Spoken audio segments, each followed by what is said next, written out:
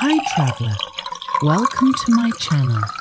Here you can relax, listen to my stories and the sound of rain, and fall asleep slowly. ASMR Sleep Story. The House Beyond the Pines. A gentle tale of lost love and memory. I never meant to come back here. Not really. Not in the way people say it like they mean it. But some roads well. They just have a way of finding you when the rest of life feels a bit too loud. It had been 24 years. 24 summers. 24 falls where the pine needles must have blanketed this dirt road just the same. I don't even know what pulled me back. Maybe it was the letter from the lawyer, or maybe it was the silence that followed my husband's funeral.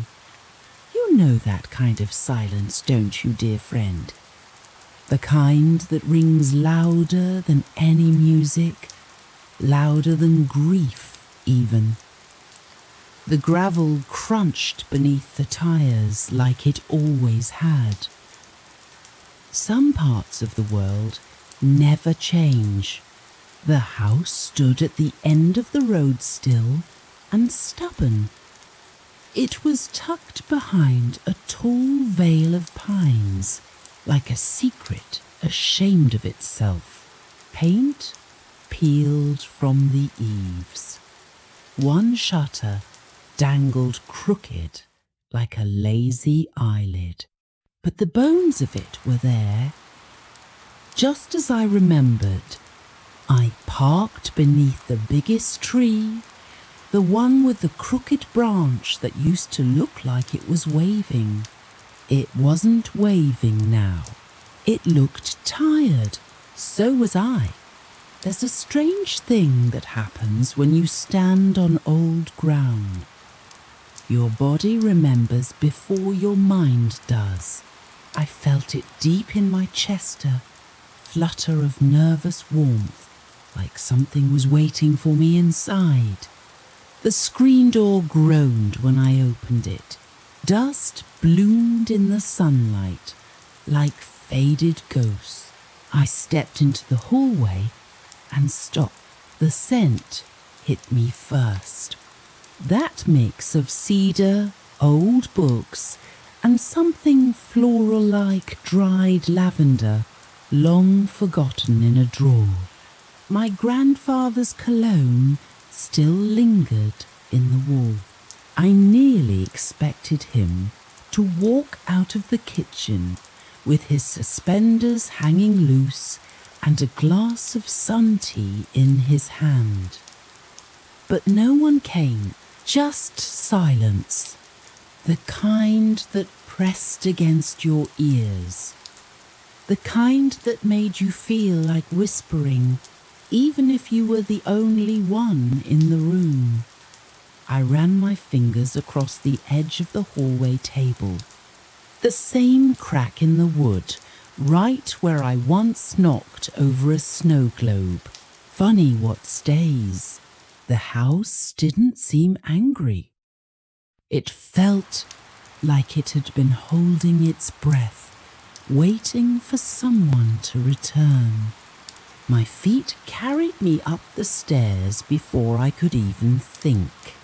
Each step creaked like an old friend greeting me with stiff knees. At the top, I paused. To the right, the locked room, still locked. I didn't try to open it. Not yet. Some things need a second hello before they let you in. Instead, I walked to my old bedroom. The wallpaper faded roses still clung to the walls. The window still looked out toward the pines. I pressed my forehead to the glass. They were still there, thick and dark, like they had secrets of their own. The wind whispered through them, just like it did when I was 12. You ever have a place like that, my friend? Somewhere that scared you and comforted you at the same time? A place that held your breath inside its walls long after you left? I didn't plan to stay long. Just a weekend, maybe. Sort through papers, hand over the keys, say goodbye properly this time. But the house had other plans. So did the path. And somewhere beyond those piney was a memory I'd buried so deep, I almost forgot it had once felt like everything. I was 12, the first time I stayed in the house beyond the pine.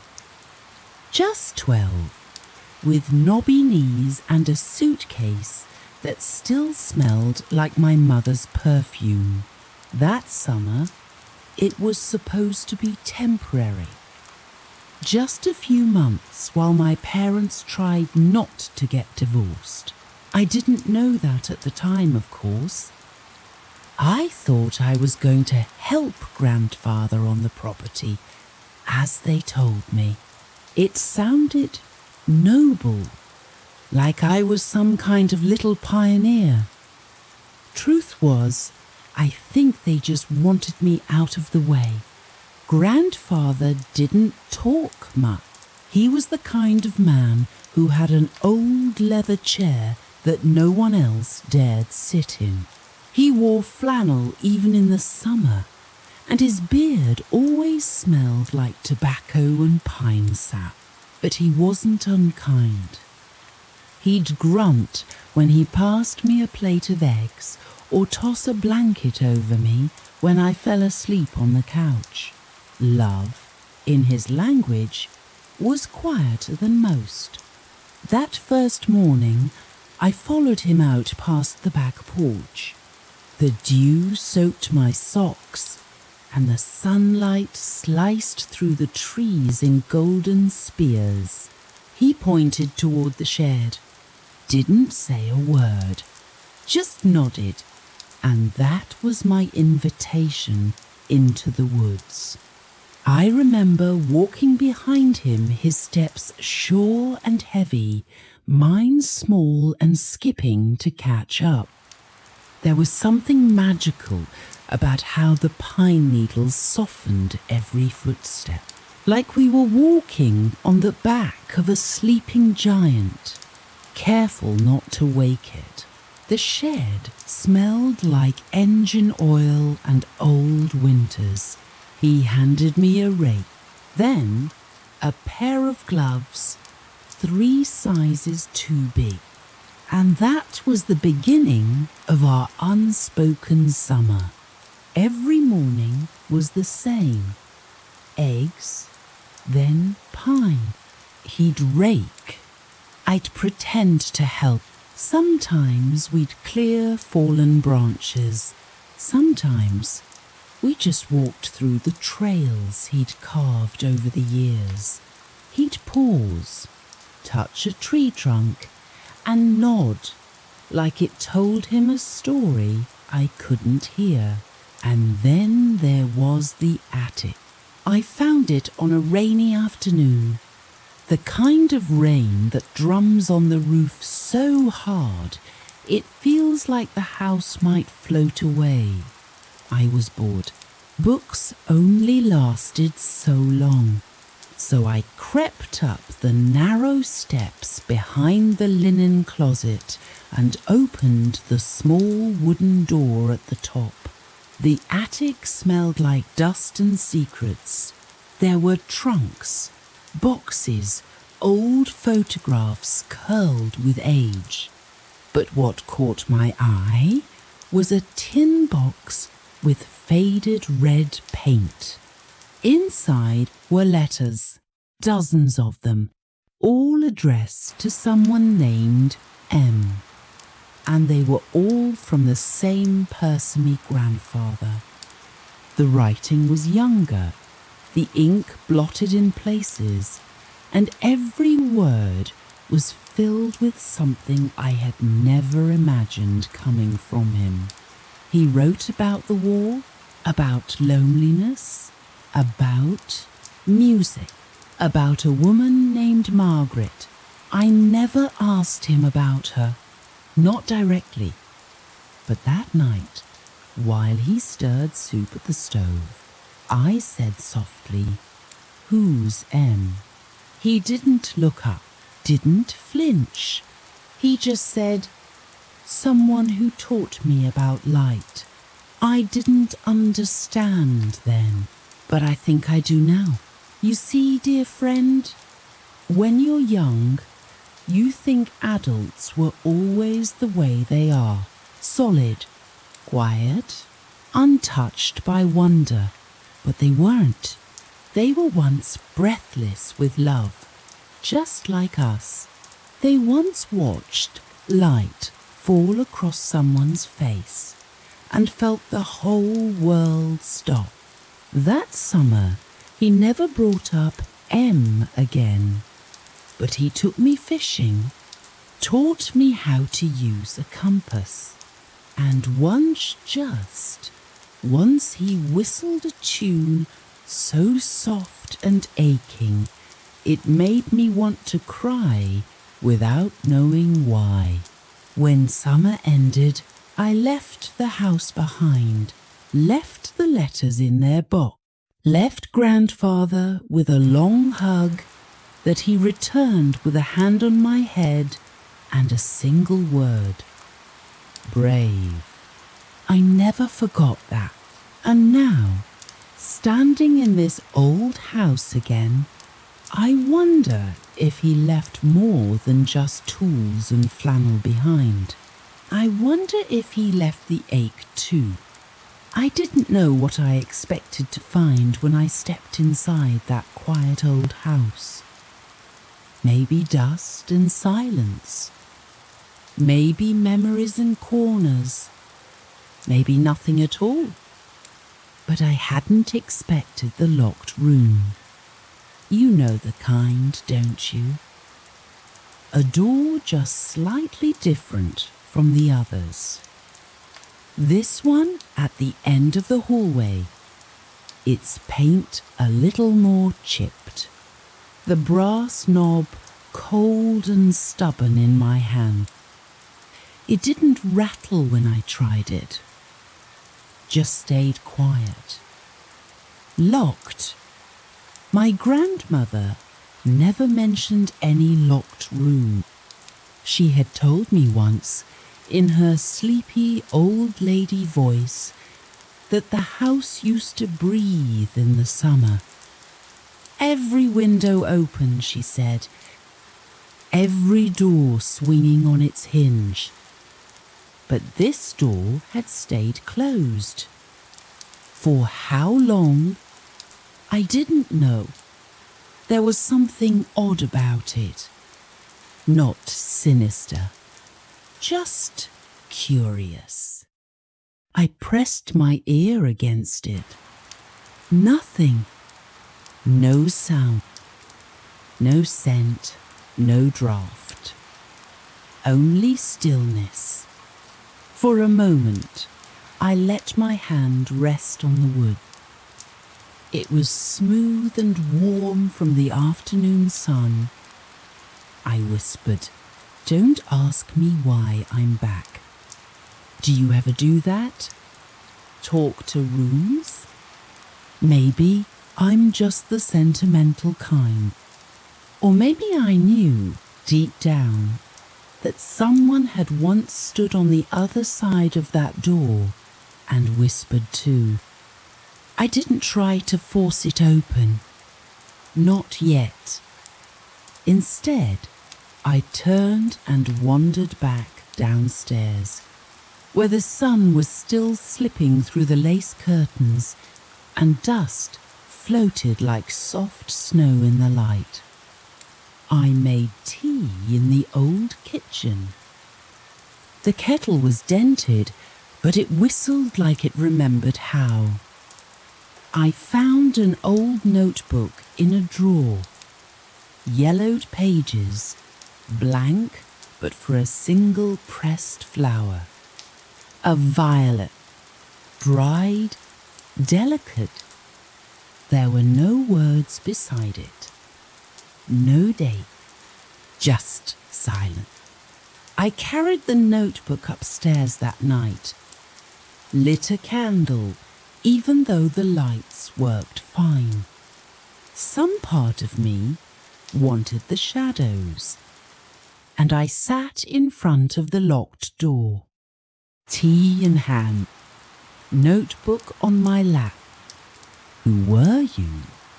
I asked softly. "What were you keeping in here?" The house didn't answer. Not yet. But I swore me, dear friend, when the candle flickered, the light danced across that old door like something inside was breathing. The morning after I found the locked door, I woke early. Earlier than I have in years. The kind of early where the sun is still soft and the house doesn't know you're awake yet. I padded down the hallway in bare feet, holding my breath as if I might wake something sleeping. The door was still locked, still silent, still waiting. I didn't try it again. Not yet. I just whispered good morning and turned back. That's when I found the box. It was tucked behind the bookshelf in the downstairs study, barely visible unless the light hit just right. You know how some things don't want to be found until suddenly they do? It was wooden, pale, scratched in a way that said it had been carried, dropped, reopened many times. No lock, just a small clasp. Inside, photographs. Dozens of them. All black and white. At first glance, I didn't recognize a single face. Strangers in old-fashioned coats, smiling, holding hands, standing in front of the house, this house, but decades ago, before it lost its paint, before the porch sagged, and then one photograph caught me. A girl, around 16, maybe 17. She looked like me, but younger, sadder. She stood in front of the very door I'd found locked upstairs. One hand resting on the knob, her other hand holding something key, I think. And her eyes, dear, they weren't looking at the camera. They were looking just beyond it, like she was waiting for someone. Or maybe hoping someone wouldn't come. On the back of the photograph, in looping script, the 8th of July, she chose to wait. I didn't know who wrote it, but suddenly the silence in the house felt heavier. Not cruel, just filled with something old, something aching. I set the box gently on the table and poured myself another cup of tea. The photo lay beside me. That girl's face staring softly toward nothing. Have you ever looked into an old picture and felt like it was looking back? Like the past had a heartbeat? That's what it felt like, my friend. The rest of the day passed in slow, thoughtful minutes. I couldn't stop thinking about the girl or the key. or what exactly had chosen to wait for. I slept lightly that night, the kind of sleep where dreams blur with memory. And when I woke again, I knew I had to find that key. I didn't find the key the next morning. I wasn't even looking for it yet. Not exactly. What I found instead was a letter. I was rearranging some old rugs in the living room. No reason, really. Just restless hands, you know. Maybe you felt it before too, dear. That odd itch to tidy things when your thoughts are far too messy. And there, beneath the corner of the biggest one, the floorboard clicked under my heel. Not creaked click, like it wanted to be noticed. I stepped back, pressed again, click. Just one board, out of all the others. So I pried it up with the old fire poker. The kind of move that feels impulsive, but your bones already knew it was coming. And under it, just a small folded envelope. No dust, no cobwebs. Just sitting there, like it had been waiting. The paper was yellowed, but not brittle. Ink slightly faded. And it was addressed to me, not by name, just to the one who still listens. I froze. You ever feel the hairs rise on your arms not from fear, but something else? Reverence, maybe? That's what this felt like.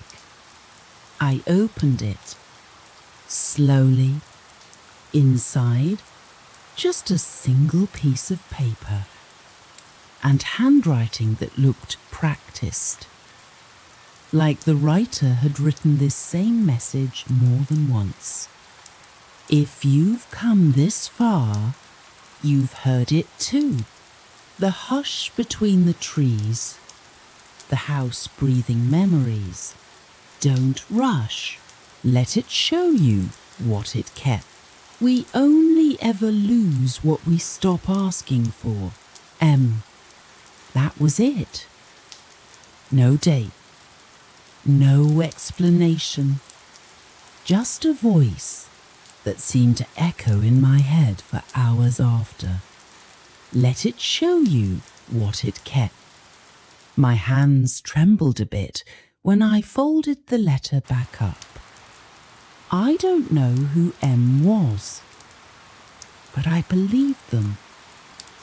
And that's the moment, I think, when the house stopped being just a house to me.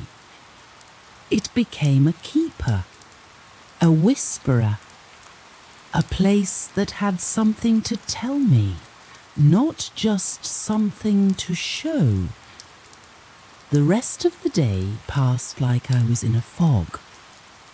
I walked from room to room, like they were all holding their breath, waiting for me to hear something. By sunset, I found myself back by that locked door, still locked, still unmoved. But my heart had changed. I no longer wanted to break it open. I wanted it to invite me. You understand, don't you, dear? There's something sacred about secrets that want to be found when they're ready. So I whispered goodnight to the hallway and went to bed. The letter tucked beneath my pillow. I dreamt of footsteps down the corridor, soft, familiar, and a hand gently tapping the floorboard beneath my bed. Once, then twice. When I woke, the morning light felt softer, like it had passed through something before it reached me. Maybe a memory, maybe a window I hadn't yet opened. The morning air smelled like rosemary and wet moss. I hadn't noticed it before, not really. But that day, it greeted me, almost like an invitation. I made a cup of tea, but didn't drink it. I just held it for warmth and walked barefoot through the house, the wooden floors cool beneath my feet. And then I opened the back door. I hadn't done that yet. Isn't that strange? I'd returned to this place, determined to understand its whispers, but I'd ignored the garden entirely. It was overgrown, wild with ivy and soft lavender weeds. The stone path barely peeked through in places, but it was still there, winding out between the hedges toward the pine trees that had stood unchanged since my childhood. I followed it without thinking. My fingers grazed the tips of the tall grasses, the petals of late blooming marigolds. The wind made the pine needles hum above mellow, almost like a voice trying not to wake someone sleeping. Halfway down the path, I stopped because I saw the bench. It was still there, rusty iron legs flaking white paint on the slat. The seat where I once sat every summer afternoon at 16, sketching clouds I never finished. Someone had placed a single pine cone on it, neatly, carefully, almost like an offering. And next to it, wedged between the slats, was another envelope. My breath caught. This one was smaller, sealed with wax. The stamp, a tiny pine tree pressed deep into the red. I sat, the old bench groaning beneath me, and opened the letter with hands I barely recognized as my own. The house never forgets the ones who come back. Every path you took still knows your step. The garden remembers your quiet questions. Keep walking, keep listening. What you lost is here. You were never alone. M. I think I cried. Not loud sobs, just soft, steady tears that left tracks on my cheeks and caught the morning light. Because how did it know? That I used to ask questions in this garden, whisper them to the wind, the trees, the ants. How did it remember the small girl who wished her mother would stop leaving for so many business trips? Who once kissed her own palm and buried it in the flower bed, hoping love would grow from it? I think that's when I truly started to believe that this house, this place beyond the Pennies, was speaking back, not just through letters, but through light and silence and scent. I took the letter and tucked it into my journal. And when I stood, I noticed something else. The path curved slightly more than I remembered. And at the end of it, just beyond the trees, there was a shape, something I hadn't seen yet. A shed, a door, or a chapel. But that would be impossible, wouldn't it? Unless the past was folding itself open, like a map, one memory at a time. I followed the winding path until it narrowed to little more than pine needles and packed earth.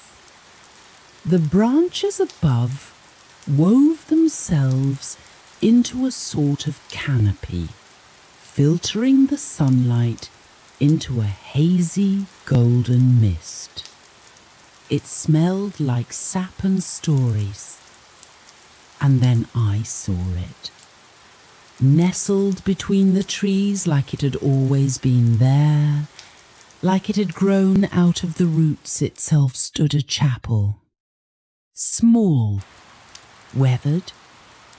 The white paint had long since peeled away, revealing aged wood underneath, but its shape was unmistakable. A little steeple crooked to one side. Stained glass windows, soft with dust and time. And the door, slightly ajar. I didn't hesitate. My hand touched the old brass handle, warm from the sun.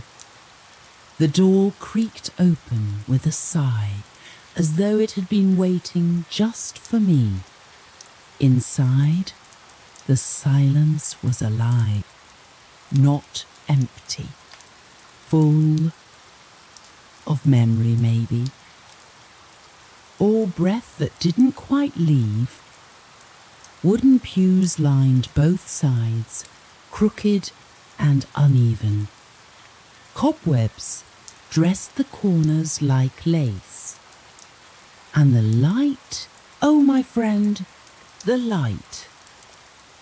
It streamed through the stained glass windows in soft beams, catching the dust mid-air and turning it golden. Blue, red, green patches of colour gently painted the floorboards like forgotten promises. I walked down the centre aisle slowly, fingers grazing the edge of each pew. I don't know why, but I felt like a girl again. Like I might hear the echo of my own laughter somewhere behind me. At the front, beneath the largest window, sat a small table. No cross, no pulpit, just a candle, burned low, long extinguished, and a book, the same dark green leather I'd seen before. It was open this time, and thereon the page was another letter, folded in thirds, resting between lines of faded handwriting. This one was addressed to me.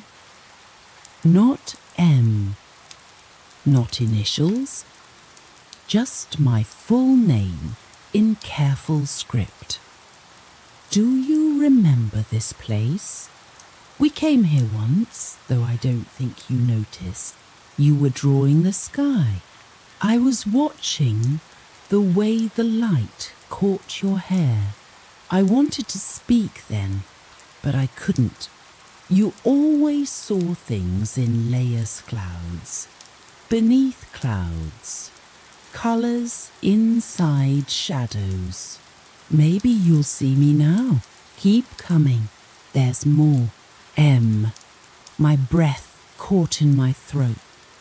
I had no memory of this chap, and yet something in me stirred, deep and old. Had I really been here before? Or was this place part of the house's memory, not mine? I sat down in the front pew, let the coloured light pour over my knees and hands. I thought about that drawing, the one I lost years ago. The sky I tried to capture with too much blue. Maybe I hadn't lost it. Maybe it had just found its way home before I did. The pages in the book rustled slightly. Not from wind. There wasn't any. I leaned forward, and there, tucked in the inside cover, was another key. Tiny. Brass. Worn at the edges like it had lived in a pocket for years. It didn't belong to the chapel. I knew that immediately. No, this key belonged to something else. And I had a feeling I knew where it led. Back through the pines, back to the house, but to a room I hadn't opened yet. One I had avoided since the moment I arrived. My mother's room. I stood outside her door for what felt like an hour. The key brass, small, a little too warm from being held too tightly rested in my palm. The hallway was silent, like it was holding its breath with me. That door had been closed since I arrived. I hadn't tried the handle, hadn't even knocked. Some part of me thought maybe it wasn't time yet. But now this key, this message, this chapel something was urging me forward. The lock clicked softly, almost politely. The door opened, and I walked into a room frozen in amber. It was like she'd just stepped out for a moment. A shawl still hung on the back of her armchair. A book lay open on the nightstand, spine up.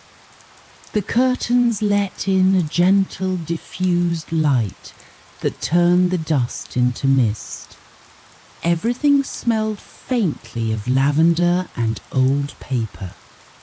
There were no photographs on the walls, no portraits on the dresser, but one drawer was slightly ajar.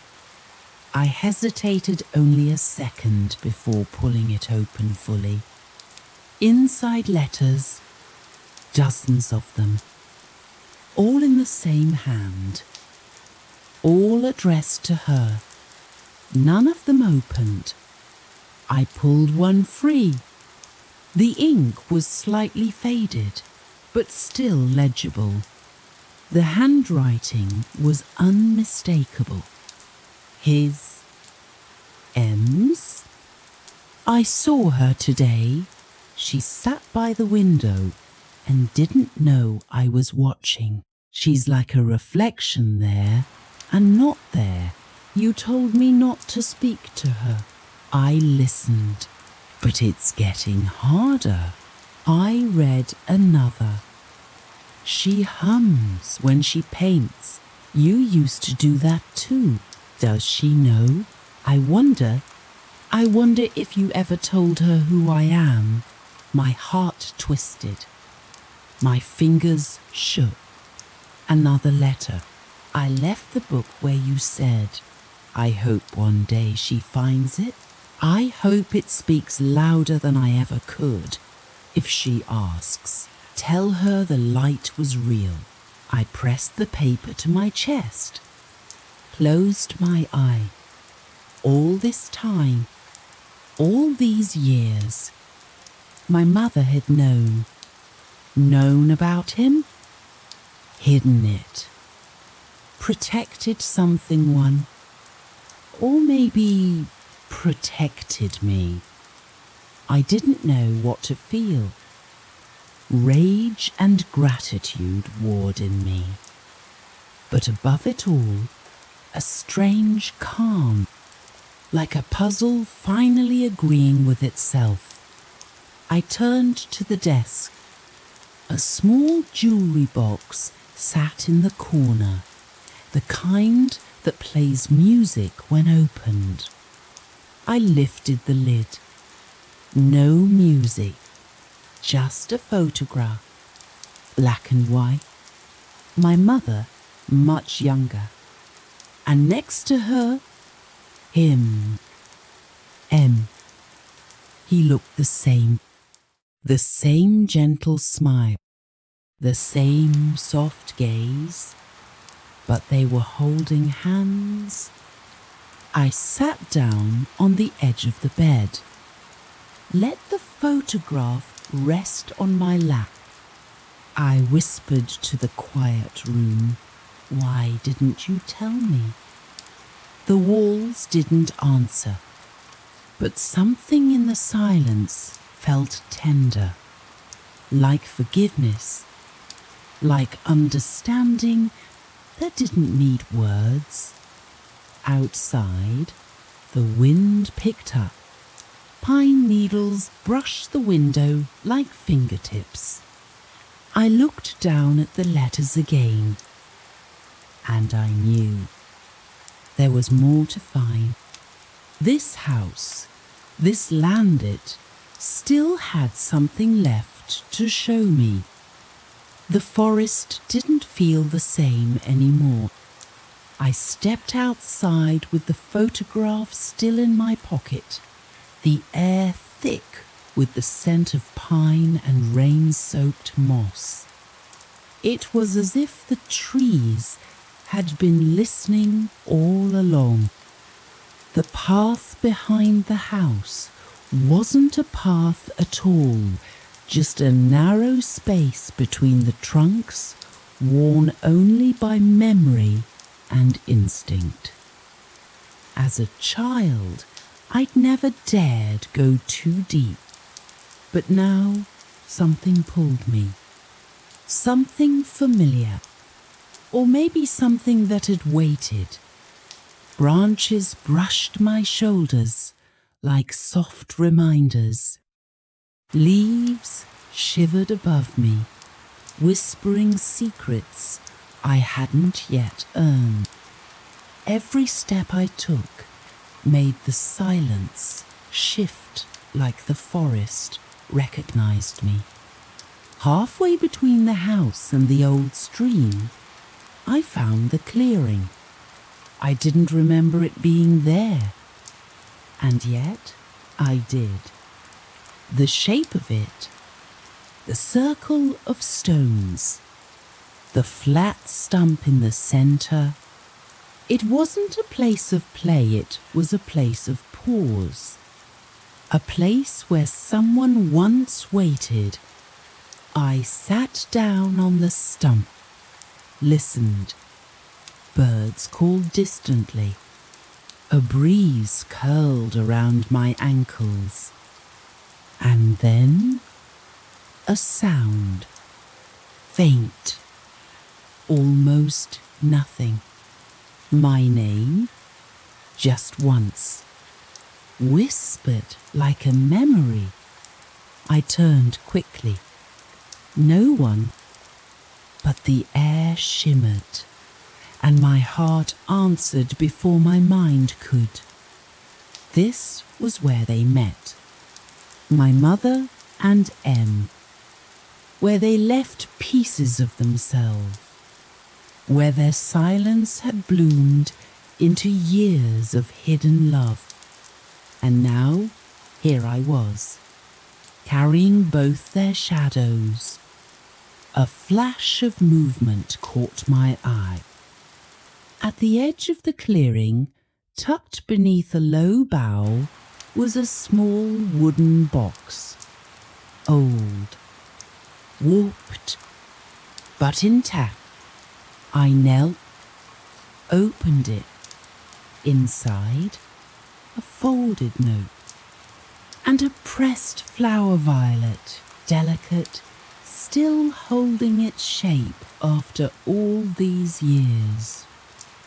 For her, if she ever comes looking, tell her I waited here every summer. Tell her she was never forgotten.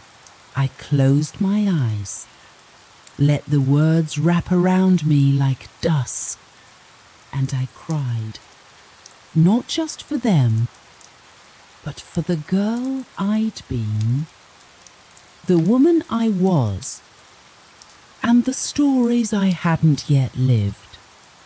When I stood again, I felt taller, rooted, like the pines themselves had taken me in. I walked back through the trees, back toward the house. But I knew now this wasn't the end. This was a beginning. A door had opened, and I was ready to walk through it. The attic felt different the second time I climbed up. It wasn't just the dust or the quiet. It was me. I was different. I had touched something in the woods that shifted how I stood in my own skin. I didn't go looking for the letters. They found me. Behind the same box of Christmas ornaments, tucked into a hollow beneath the beams, I found a small cloth bag tied with twine. When I opened it, my breath caught. Dozens of envelopes, all addressed to my mother. None of them sent. The ink had faded on some. Others were crisp, like they'd been written in different years, different mood. The handwriting was his. M's. I sat on the attic floor with my back against an old trunk, the bag in my lap. Dear friend, have you ever read words never meant for you yet written like they were yours to carry? The first letter was short. I still remember how you looked that night by the stream. You wouldn't stop laughing even after I got soaked. You were summer and light and everything I wasn't brave enough to hold on to. I swallowed hard. Another. I heard you moved to the city. I hope it's treating you well. I imagine you in cafes with books in your lap and too much cream in your coffee. Then one that nearly made me stop breathing. She looks like you. Her laugh is yours. Her stubbornness too, I think. I've kept my distance all these years. Not because I didn't want to know her, but because I didn't want to ruin what you built. I dropped the page. My hands were trembling. He meant me. He knew, and he had chosen not to come closer. All this time, I leaned my head back, closed my eyes, and let the silence settle. There's something strange, my friend, about reading your own story through someone else's grief. It bends time, softens anger, turns questions into echoes. The last letter was the hardest to open. It had a different feel, as if it had waited for this moment. For me, if she ever finds these, tell her I tried. I wanted to be more, but love, real love, sometimes means stepping back. I loved you both, in ways I never said out loud. And that has to be enough. I folded the letter slowly, placed it back into its envelope, then held it to my chest. I didn't cry right away.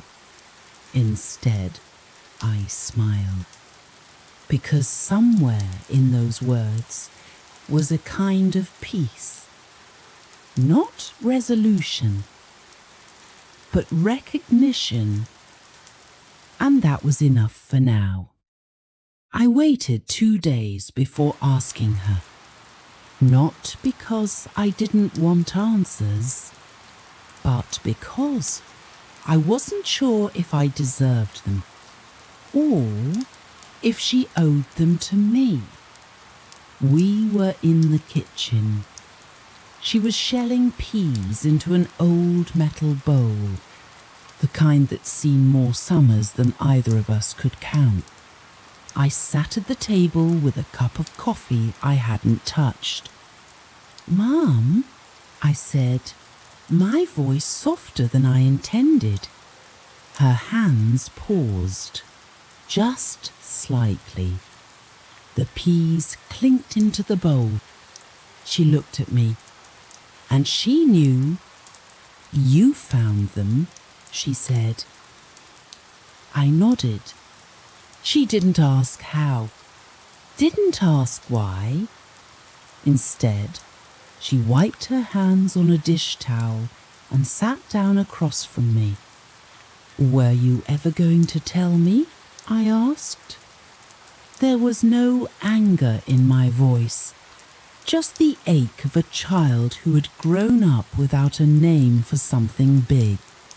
She looked tired, not weary, just like someone who's carried a secret for a long, long time.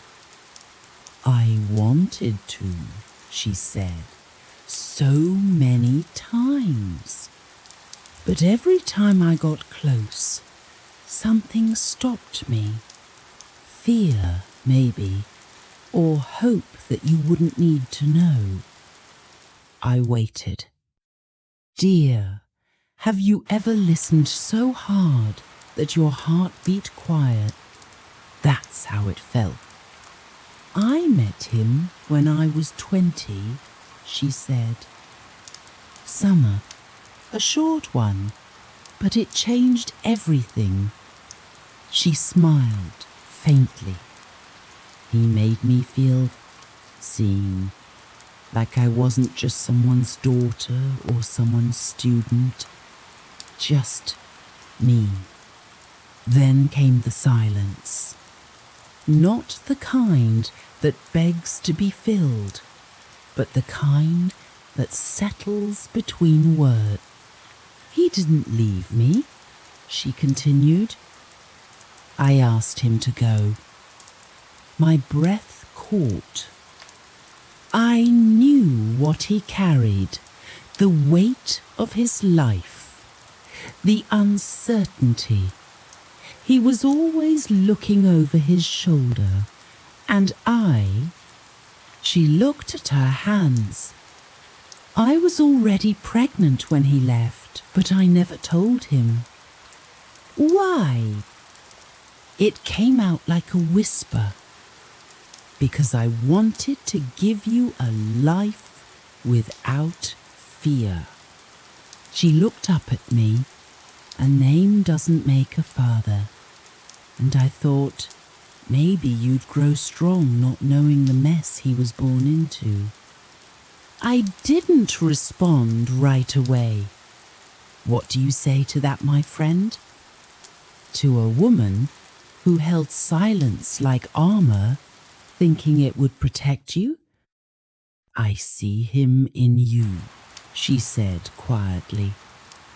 "Your stubbornness, your way of disappearing into thought, the way you love fiercely even when it hurts." A tear slid down her cheek, and another down mine. I reached across the table, and we held hands for the first time in what felt like years.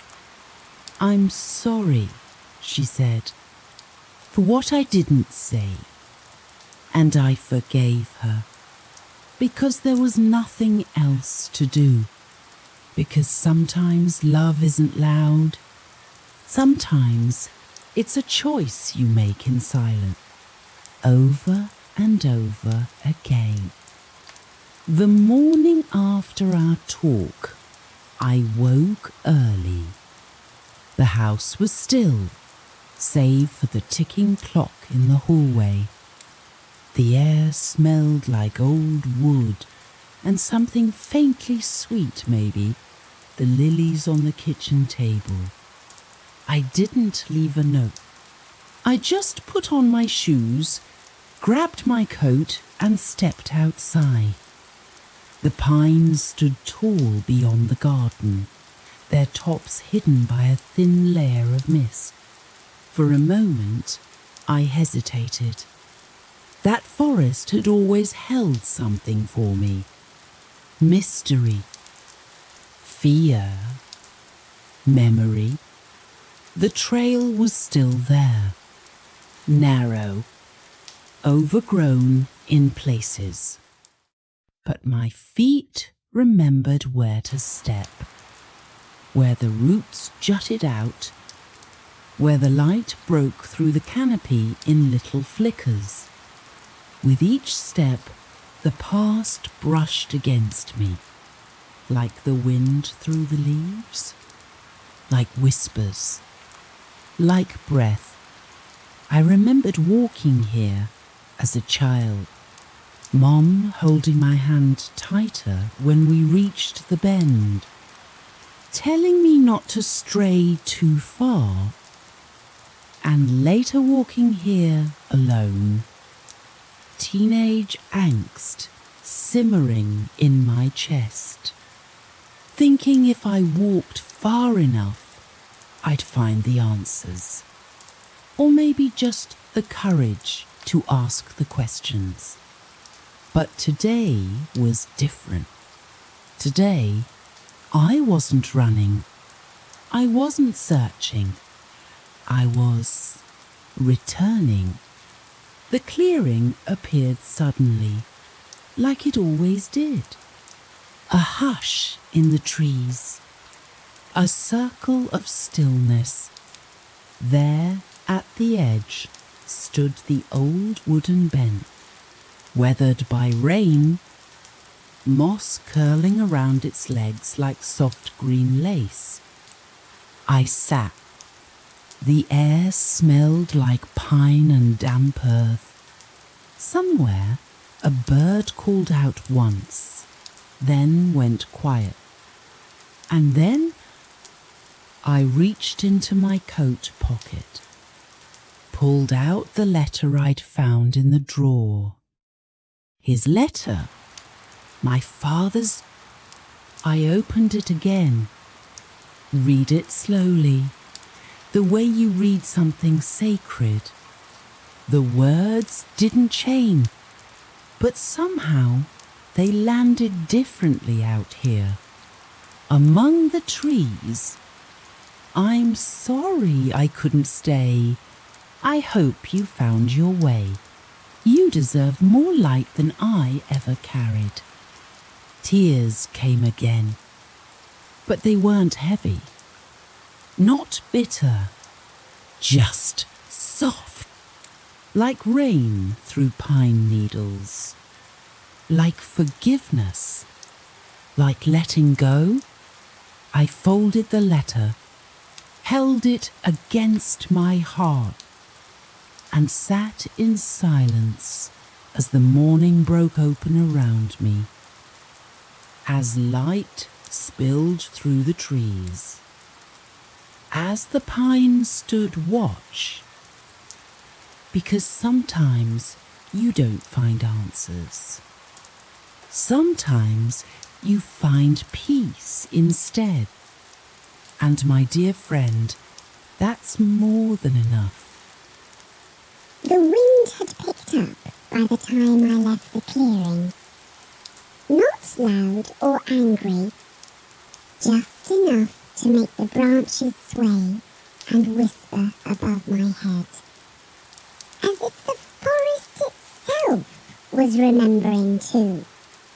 I walked slowly, no rush, letting the moment stretch, letting my breath match the rhythm of the woods. Have you ever had that feeling, my friend? Like the trees are watching you? Not in a frightening way, but in a knowing way. Like they've seen you before, at your worst, at your most lost, and they're still here, still standing, still willing to keep your secrets. I took the long way back, past the old stone well that had long since dried up, past the leaning birch tree I used to think looked like it was bowing. And then I saw it. Something half buried near the path. Metal catching the light. I bent down, brushed away the leaves and dirt. It was an old key, rusty, but familiar. And I knew, somehow, it had belonged to the house. The front door, maybe, or the attic. One of those little things that get lost over time, but not forgotten. Holding it made something ache inside me. That longing again, not just for answers, but for understanding. When I stepped through the back porch again, I saw Mum through the window. She was making tea, same way she always did. Same rhythm. I entered quietly, took off my coat. She looked up and smiled. "You went for a walk," she said. "Yeah," I replied. "To the pines." She didn't ask anything more, just poured a second cup and set it in front of me. We sat there in silence, sipping slowly, listening to the wind tap against the window pane.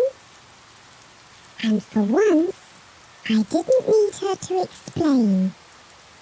Didn't need her to speak the things I already felt. Because some truths live best between the words. In the space where light filters through, like it does in forests, like it once did in his eyes, like it still does now in mine. You know, dear listener, some places hold more than memory. They hold echoes. Echoes of love, of loss, and of the person you used to be. And if you're very quiet, if you sit long enough, they might just whisper something back. There was a door I hadn't opened in years. Not since I was a teenager. It was at the end of the hallway, upstairs painted white, with a brass knob that had long since dulled with age. It used to be locked, always. And even when I asked about it, Mum would simply say, "That room's not for you." But now the house was mostly quiet. And that door, well, it wasn't locked anymore. Funny, isn't it, my friend? How the things we once feared become the things we're drawn to. Like we sense something waiting. A truth, maybe. a weight we've been carrying unknowingly. The knob turned easily. The hinges creaked like they remembered my hesitation. Inside, the air smelled like cedar and dust. The curtains were drawn. Light filtered through in thin, dusty lines. Everything was still. There were shelves, boxes stacked against the wall, and on the desk near the window, a stack of letters, neatly tied with twine, yellowed at the edges. I didn't read them right away. My hands trembled. I sat down, let the chair groan beneath me, and then I began to untie the knot. The handwriting was familiar, looping, precise. His. The first letter was dated 2 months after that summer. It wasn't addressed to me. It was addressed to her, to my mother. "Dear Margaret," it began. "I know you told me to stay away, but I need you to know that I never meant to hurt her. I loved her. I still do. I had to stop. My breath caught. My eyes blurred." He'd written again and again. Letters from Italy, Spain, even one from Istanbul. And every single one mentioned me, not by name, just her, your daughter, the girl with the fire in her eyes. The one who saw through me. Some of them were angry. Some were sad, but most were full of longing and regret. Why did she keep them? Why hide them away in this room? Why never tell me? I sat there for hours, reading, rereading, crying, smiling sometimes, because even pain, when remembered right, has a strange kind of warmth. You ever feel that, dear one?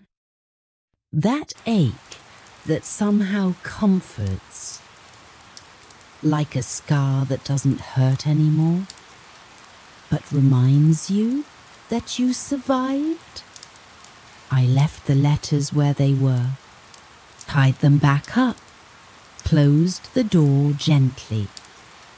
Not because I didn't want to remember, but because I finally did. That night, the storm rolled in without warning. Heavy clouds tumbling across the sky like bruises. The air thick with a scent I hadn't smelled in years, wet pine, lightning, the hush before everything breaks. I sat by the window, the same window I used to press my face against as a girl. Back then, storms excited me. Now they made me quiet, reflective, as if the house and I were breathing in sync again. The wind howled through the trees. Rain slammed against the glass in waves. And I thought, this is the same kind of night I left him. Do you remember a night like that, dear friend? When the world outside matched the storm inside you? When memory didn't knock, it thundered. I closed my eyes, let the thunder shake the house, and in that sound I heard his voice. Not clearly, but enough. I remembered the last thing he said, standing by the pines, water in his eyes not from rain. I didn't want to go, he'd said. I just had to. At 17, I didn't understand duty, or grief, or how broken people sometimes have to disappear to survive. I only understood absence. I curled up with a blanket, listened to the house groan and settle. Somewhere, a loose shutter banged against the siding, and I smiled, strangely comforted.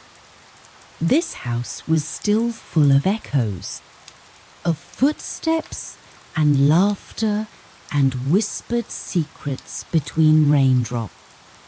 And maybe, just maybe, it remembered us too. I whispered his name once, just to see how it felt. It tasted like warmth, and distance, and home. The storm didn't pass that night. It stayed until dawn, and when the first light broke through the trees, I didn't feel empty. I felt opened. Some storms don't just tear things down. They clear the air. They make space for something softer to arrive. Something you almost forgot how to hold. The morning after the storm was unnaturally still. You know that kind of quiet, don't you? Where the world holds its breath, where the silence isn't empty but thick with meaning. I walked out barefoot, the ground soaked, pine needles clinging to my feet.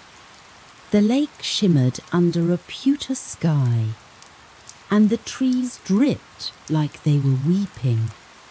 I hadn't planned to go to the trail, but my body led me, like it remembered something my mind hadn't caught up to yet. There, at the bend where the trail dips and the ferns grow wild, I saw it. A stone, flat, pale, placed deliberately. Not new, worn at the edges, and under it, a note.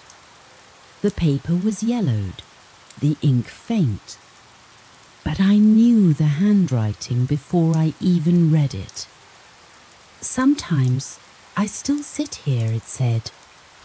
No one would believe how loud your silence is. There was no signature, no date, just that line. Dear, do you know what it feels like to be haunted not by someone's absence, but by the possibility they never really left? I sat down right there, let the wet earth soak through my dress, let the wind tug at my hair. All around me were tiny things. A feather caught on a low branch, a button nestled in the dirt, a scrap of blue fabric tangled in the grass. Things I might have overlooked if I hadn't been paying attention. But now they felt like a trail, breadcrumbs from a story long poured. I picked up the note, folded it carefully, slipped it into my pocket, right against my heart. I hear you, I whispered. I'm listening. The trail didn't lead anywhere new that day, but somehow I didn't need it to. It led me to myself, to the version of me that had been waiting all this time. Quiet, patient, whole, even with the crack. The attic always creaked differently in the morning, like it had exhaled something during the night. I hadn't been up there in years, decades maybe, but that day after the trail, after the note, I felt drawn to it. You ever get that? That sudden tug from something half forgotten? The stairs were dusted with silence and old light. I pulled down the ladder, careful not to let it snap, and climbed. The air up there was dry and smelled like cedar and mothballs. Boxes stacked like tiny monuments to a life lived quietly. I didn't even know what I was looking for, but I found it anyway. A shoebox, faded blue with a strip of green ribbon, tied once, not in a bow, just a knot. Inside were photographs of me, taken from a distance, by the lake, on the porch, in the chapel window's light. I gasped, nearly dropped them. Each one had a little scribble on the back. Not dates, not names, just feelings. Stillness, gold light. Her. I swallowed hard, my hands shaking, and then I saw the envelope tucked in the bottom corner, yellowed, unsealed, no name on it. Inside was a single page. If you ever read this, then you came back. You always said the house remembered you. So I left this where it breathes the oldest. I never meant to leave the way I did. But I wasn't good at staying either. This attic, this box, it's the closest I ever came to asking you to find me again. And if you're reading this now, maybe I didn't fail completely. My dear friend, I don't know how long I sat there. My knees to my chest. The light slanting through the narrow attic window like a whisper. I thought of everything I'd lost. Everything I never expected to find again. And here it was, tucked in cardboard and dust, left behind, not carelessly, but gently. I pressed the letter to my chest, closed my eyes, and for the first time in years, I didn't feel alone in the house beyond the pines. I didn't rush to leave the attic. You know how some places feel like they're holding their breath with you? That was it. Me, sitting there, still clutching that letter, like it might dissolve if I let go. Eventually, I came down. The shoebox too. I placed it on the kitchen table like an altar. Then I brewed a pot of tea, because I didn't know what else to do. The house was quiet, still, but no longer empty. As the steam curled around the rim of the mug, I found myself talking, softly, to no one, and to him, to the walls, to the trees, to the boy who once walked the edges of the forest with ink-stained fingers and unfinished words. I told him I was okay now, that I understood, that maybe he had loved me in the only way he could. And that was enough. That night, I lit a candle in the window, something small, but it flickered like memory, like hope. I sat by it, watching the woods darken, watching the shadows lengthen across the porch. And I thought, some houses don't forget. Some stories find their endings long after the last word is spoken. You listening now, have you ever kept a light on, hoping someone might see it, even years later? That night, as I drifted to sleep in the old bed, the wind whispered against the windows like a voice I used to know. I dreamed of pine trees and soft footsteps, and when I woke, the morning sun poured in like gold, not harsh, not demanding, just there, steady, kind. I stood at the threshold, looking out, and smiled, because not every love story ends in presents. Some end in return, in peace, in light. And mine, dear friend, mine ends here, where the pines lean close, and the house remembers, and the candle still glows for a boy who once believed in stories.